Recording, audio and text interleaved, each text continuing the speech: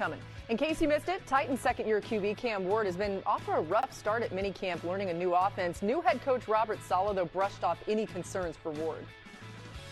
I would say Brock Purdy is one of the most accurate quarterbacks in all of football, and he would miss a lot of throws, and that's okay. These guys are all working on a few things here and there, but as we get closer, as he gets more comfortable with the system, as he gets more comfortable with what he's being asked to play in and play out, the expectation is that things start cleaning up. Our defense is real good at disguising, so me seeing it faster and then already know what route I want to get to while I'm dropping back and then declaring whether I have to move in the pocket or not to get to the check down. So it really just depends on what the defense has coverage-wise, and we have to be able to react to it. It's minicamp, people. Give this guy a break. J-Mac, you got any concerns for Ward entering year 2 in a new system? My concern would be the fact that it's not only year 2 in the new system, but in year 1 he had 2 different play callers in his ear as well, and now he's learning from Brian Dable. I think that relationship's going to continue to grow, and he'll be just fine. I'm looking forward to seeing the connection with him and Carnell Tate. Everyone has been bragging about how awesome he has looked so far out in Nashville with the Tennessee Titans. Having another weapon should help Cam Ward out a lot. And it took him at 4th overall. I love the pick. In case you missed it. Yeah. There's so much to discuss here. So much, and I love, man. This is why I love Cam Levis so much, man. I love it. I'm going to explain to you why what he said is so good. So good. But before I do, Tennessee Titans fans, please do not forget to subscribe and watch the full length of the video.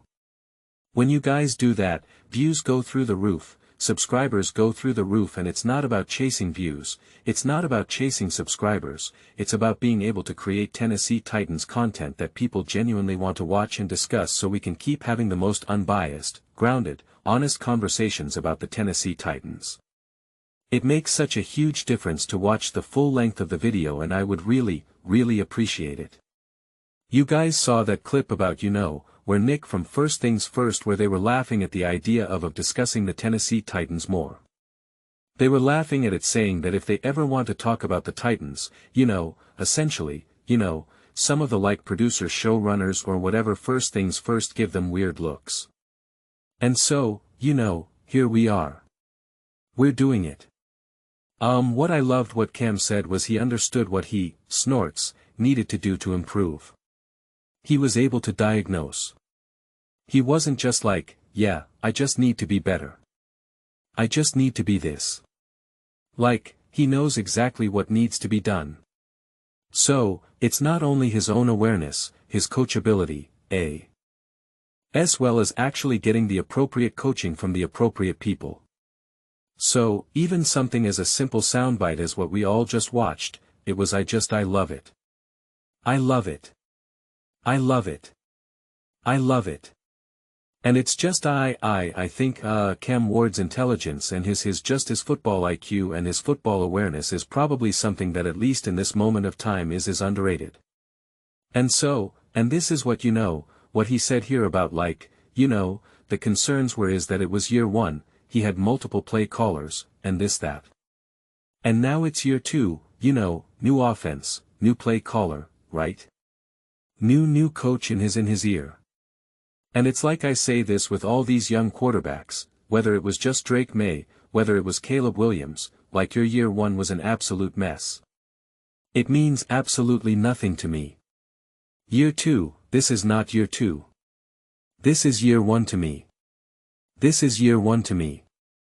I'm treating Cam Ward as a rookie. There's going to be growing pains. I'm telling you right now, there's going to be growing pains. And in fact, if he had no problems at this point of the season, that would be more concerning, cause that means that they're not actually working on things. They're not actually pushing things. They're not actually developing him. You're supposed to struggle in this moment of time. If he was a seasoned veteran, if it was a little bit different, then I would say, you're always going to try to push things in practice, push things to make mistakes and all of that, right? That's how it works. I just listened to I forget his name. I don't even want to say his name cause the clip is kind of intense and I'm not trying to throw any shade at him, but it wasn't very super well received. And he was pretty much yelling at his team saying, you know, you're free to make mistakes, you know, like he was like, wake up. And it was very aggressive and too intense for my liking, but the message itself, that's why I listened to the actual coaching message, not the messenger in that moment. And it is like in these moments, you can't be afraid to make mistakes. You cannot be afraid to look foolish, to look bad. A lot of that comes with confidence. I'm like, yeah, I'm going to throw an interception. Yeah, I'm going to make some bad moves. Doesn't mean I'm a bad quarterback. Doesn't mean I don't know what I'm doing. But there's all different degrees of that, whether you're a seasoned veteran, whether you're Joe Burrow, whether you're Cam Ward, whether you're Kyler Murray trying to get the starting role, right? Like it's not all equal. It's not all equal by any stretch of the imagination. So, for Cam Ward specifically, not worried at all. I would be more concerned if I didn't hear some of these things. And that is the trust and faith that you have to have in with Brian Daboll, NCA. M. Ward for that matter. So, it makes total sense to me 100%. But, yeah, this is all part of the developmental process, and just the sheer fact that Cam Ward deeply understands it, is so important and so crucial to it all.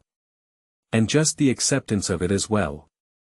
And just being the true leader that Cam Ward is, where he then even credits the defense, right?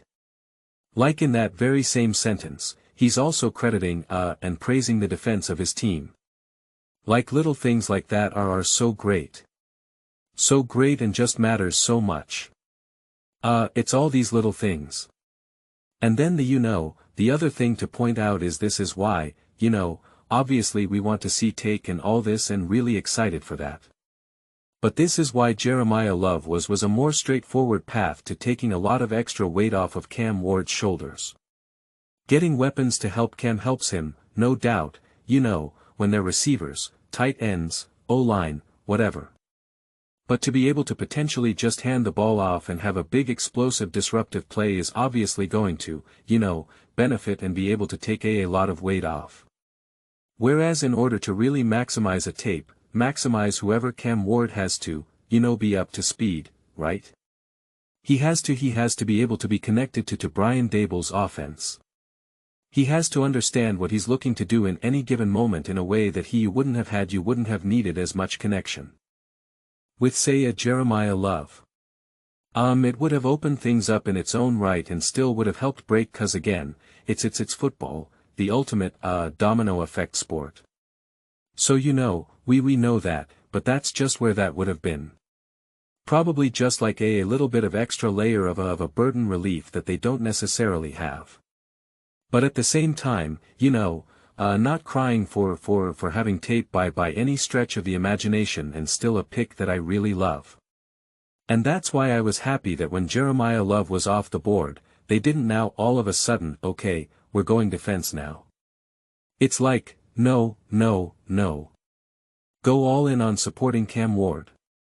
Go all in and get someone who can make plays for Cam Ward, as he has his work cut out for him for his rookie year to learn a brand new offense. Not only do you have to learn a new offense, he has to unlearn all the other nonsense that he was taught. People don't talk about this enough at all. So much of coaching, if you're actually like a coach and not doing it, is that figuring out what were you taught wrong.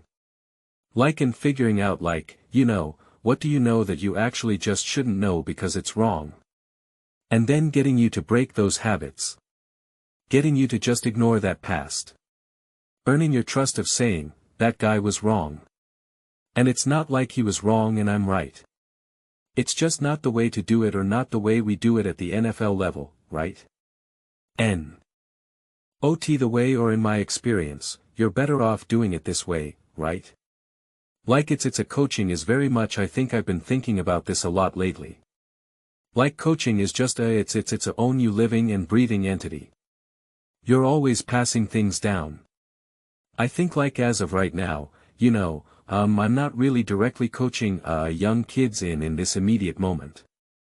Hopefully that'll change sooner rather than later. And it's like there's even little things in my mind that I'm like, man, like there's little nuances of the game, whether it be football, whether it be baseball, basketball, any sport really. It's like I'm starting to lose a little bit of those nuances. And the way you keep them is by passing them down. And it's just like a long chain. And it's always a living breathing entity where it's like sometimes you're learning things that are just fundamentally wrong where you're like, no, buddy. That works great in high school. That is not working. That worked great in college. That does not work in the NFL. You know, it's like kind of changing. Other times it is just like, listen, both are right. I just think this is the better way to do it. I think this is the simpler way to do it. I think this is the more productive for you specifically. I think this is the way how I want to do it with you, right? Like it's troubleshooting, individualization, all of that stuff. There's no cookie cutter, no cookie cutter. So, it's all part of the process. And so, that's why my whole rant going into the draft was go offense, go offense, go offense. Brian Daboll and Cam Ward have their work cut out for them, right?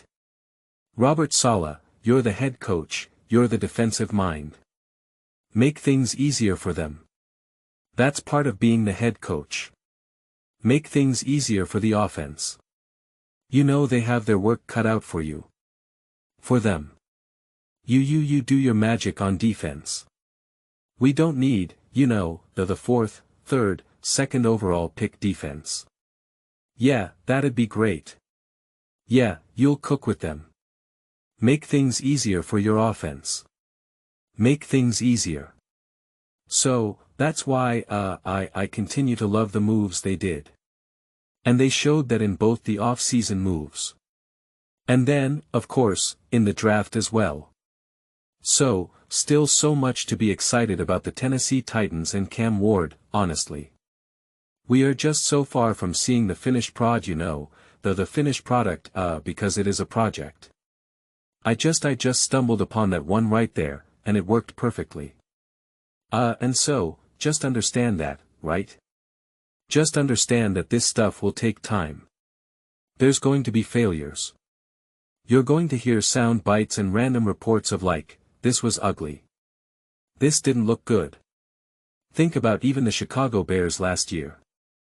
Ben Johnson was throwing the offense off the field in the middle of practice saying, get out of here. I don't even want to look at you. We had the viral and it shouldn't even gone viral, but we had the viral, drill that Caleb was running where he was in he essentially missed like every single throw. And they were like, oh, this isn't good. He's getting thrown out of practices. He's failing drills. Like, what do we do here? What do we do here? And it's just like it's all part of the process. It's all part of the process. It's how coaching works. You fail to learn. You fail to learn. So, that's how it works. What's his face has an amazing quote, Lane Johnson, and it's something like fail to learn. See if I could find it. I'm not sure if I could. I couldn't find it and I looked for an obnoxious amount of time and I'm so upset. But in essence it was fail your way to success. I think it was what it was. I just thought that line, fit perfectly. I couldn't find the video. If you guys could find it, I think it was like a video where they had like all Eagles players and they said like what's the best piece of coaching advice you've ever received. And I'm pretty sure it was like Lane Johnson like walking and he's like fail your way to success. And I could have sworn I saved that video, but I can't find it. But it was great and I love it. So, that's where the Tennessee Titans are at with Cam Ward and this team. So, the future is bright, but there's probably going to be some fail. Years along the way and that's okay. Those are just my thoughts. I'd absolutely love to hear yours. What do you guys all think about the Tennessee Titans, Cam Ward, the progress? What do you think the realistic expectations are in this moment of time? Let me know your thoughts in the comments below. I read every single comment. So, whether you agree with me or disagree with me, either way, let's get into some discussions. Let's get into some fights, but ultimately, let's just have some fun. Please do consider subscribing. We're building an amazing community here and I absolutely love to see you part of it. I want to build something that we all generally feel connected to. Something that we're really excited to be part of. I think we're well on our way to doing it. Please don't forget to give this video a thumbs up as it really does help visibility and the algorithm. Thank you so much. See you next time.